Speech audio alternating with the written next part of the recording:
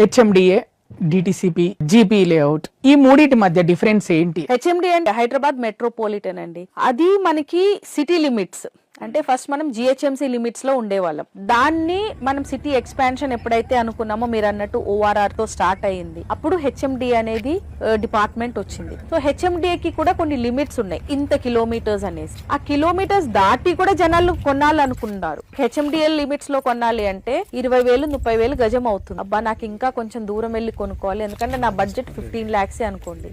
So ముందుకెళ్ళి జనాలు కొనాలి అంటే అక్కడ లిమిట్స్ లేవు. సో అప్పుడు మనకి డిటిసిపి వచ్చింది. అంటే హెచ్ఎండిఏ తర్వాత DTCP.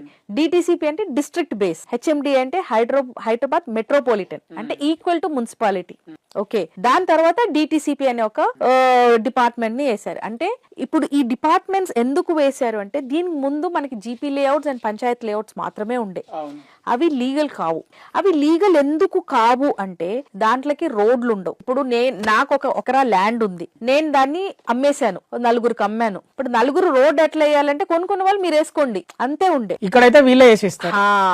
That is the difference, అంటే సేఫ్టీ ఆఫ్ ద ప్రాపర్టీ. అంటే హెచ్ఎండిఏకి డిటిసిపికి సేఫ్టీ ఉంటది. డిటిసి ఆబ్వియస్లీ సేఫ్టీ ఉంది. I'm talking about GP layout. GP layout లో మాత్రం ఎవరైతే అక్కడ ల్యాండ్స్ కొనుక్కుంటారో వాళ్ళే రోడ్స్ వేసుకోవాలి, వాళ్ళే అన్ని కనెక్షన్స్ తెచ్చుకోవాలి, అన్ని ప్రతిదీ వాళ్ళే తెచ్చుకోవాలి.